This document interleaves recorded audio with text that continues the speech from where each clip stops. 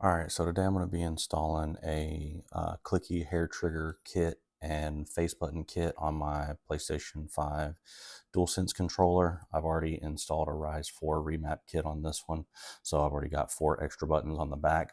I've remapped all my face buttons here to those, so it works out perfect for your first-person shooter games.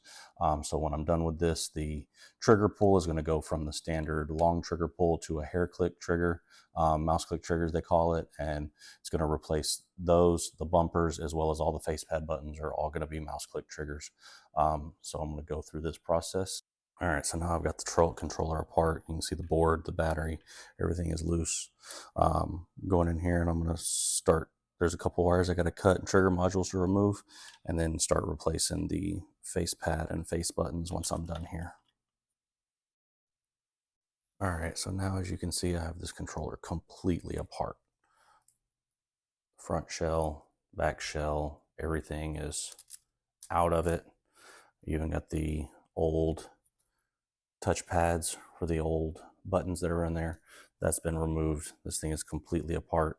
So now I'm going to start reassembling it with the new green buttons that I'm putting in and with the new clicky face buttons and triggers.